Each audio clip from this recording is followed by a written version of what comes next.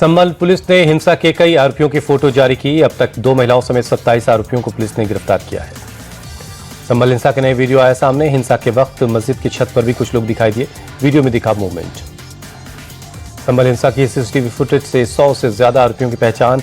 SP Krishna Kumar बोले, जल्द ही police सभी लोगों को गिरफ्तार करेगी। अब तक 27 लोगों की गिरफ्तारी हो चुकी है। संभल के सांसद जियाउर रहमान बर्क को बीएनएस की धारा 168 के तहत नोटिस। एसपी कृष्ण कुमार ने दी जानकारी। संभल में अभी इंटरनेट बंद रहे। संभल पुलिस ने हिंसा के आरोपियों को पकड़ने के लिए एक्शन प्लान तैयार किया। अब तक 7 एफआईआर दर्ज हुई है। सांसद जियाउर रहमान और विधायक के बेटे समेत 22 लोग नामजद हैं। इंडिया टीवी के पास संभल हिंसा का एक्सक्लूसिव सीसीटीवी फुटेज। कैमरे में कैद हुए उपद्रवी पुलिस प्रशासन पर पत्थर फेंकते दिखे 20 से 30 साल के लड़के। हिंसा के 3 दिन बाद संभल की जामा मस्जिद से हुआ अनाउंसमेंट। लोगों से शांति बनाए रखने की अपील की गई। वक्फ संशोधन विधेयक पर आज दोपहर 3 बजे ज्वाइंट पार्लियामेंट्री कमेटी की बैठक। अब तक लोकसभा स्पीकर की तरफ से कमेटी के कार्यकाल को बढ़ाने को लेकर कोई फैसला नहीं हुआ है। महाराष्ट्र के नए मुख्यमंत्री के लिए देवेंद्र फडणवीस का नाम लगभग तय है। सूत्रों के मुताबिक पूरे 5 साल के लिए होगा कार्यकाल। एकनाथ शिंदे और अजित पवार हो सकते हैं डिप्टी सीएम।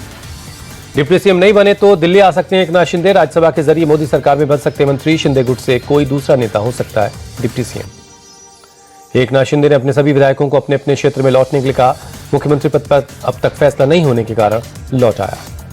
अगला आदेश मिलते ही सभी विधायक मुंबई पहुंचेंगे। दिसंबर के पहले हफ्ते में हो सकता है शपथ ग्रहण।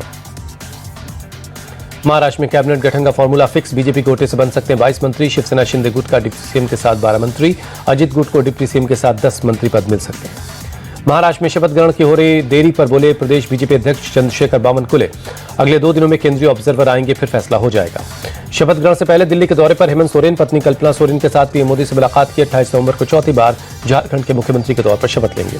हेमंत सोरेन ने गृह मंत्री अमित शाह से मुलाकात की। आपके राष्ट्रीय संयोजक अरविंद केजरीवाल से भी मिले। अरविंद केजरीवाल ने की हेमंत सोरेन की तारीफ। कहा, उन्होंने जिस तरह से चुनाव लड़ा वो सबके लिए प्रेरणादायक है। राहुल गांधी के ब्रिटिश सिटीजनशिप का मामला हाईकोर्ट ने गृह मंत्रालय को 3 हफ्ते में जवाब देने के लिए कहा। लंदन में एमपी के सीएम मोहन यादव का प्रवासी भारतीयों ने गर्मजोशी से स्वागत किया। फ्रेंड्स ऑफ मध्य प्रदेश कार्यक्रम में शामिल हुए मुख्यमंत्री मोहन यादव ने फरवरी 2025 में भोपाल में आयोजित हो रहे ग्लोबल इन्वेस्टर समिट का न्योता दिया। बोले, विकास के मामले में मध्य प्रदेश ने अपने सारे दरवाजे खोल रखे हैं। दिल्ली में आरएसएस चीफ मोहन भागवत का बयान। कहा, जब भी कोई संकट आता है दुनिया भारत की तरफ देखती है। भारत के पास विश्व शक्ति बनने की प्राण शक्ति मौजूद है।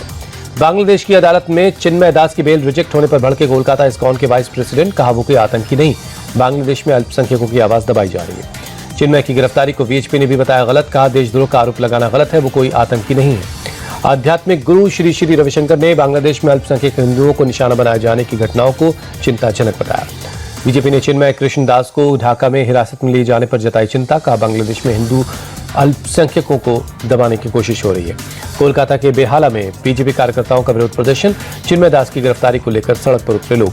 अगरतला में हिंदू संगठनों का प्रदर्शन। बांग्लादेश में गिरफ्तार इस्कॉन के चिन्मय दास की गिरफ्तारी के विरोध में कैंडल मार्च निकाला गया। कन्नौज में आगरा लखनऊ एक्सप्रेसवे पर बड़ा हादसा। सैफई मेडिकल कॉलेज के 5 डॉक्टरों की मौत। सैफई मेडिकल कॉलेज में तैनात थे सभी डॉक्टर।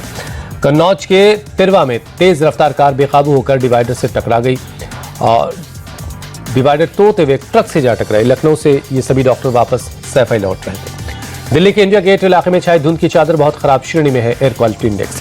दिल्ली के अक्षरधाम इलाके में भी धुंध छाई रही। AQI बहुत खराब श्रेणी में है। दिल्ली में यमुना नदी से खत्म नहीं हो रहा जहरीला झाग। करीब 1 महीने से यमुना नदी की सतह पर जहरीला झाग बहता हुआ दिखाई दे रहा है। मुंबई के मरीन ड्राइव इलाके में छाई धुंध। स्मॉग के चलते विजिबिलिटी काफी कम रही।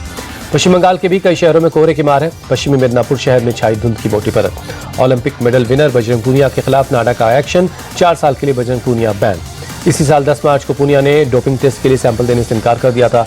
राष्ट्रीय टीम सिलेक्शन के दौरान नहीं दिया था सैंपल। टोक्यो ओलंपिक में जीता था कांस्य पदक। गोवा के सीएम प्रमोद सावंत पहुंचे। पोरवोरिम फिल्म मां काली के वर्ल्ड प्रीमियर में शामिल हुए प्रमोद सावंत को किया गया सम्मानित।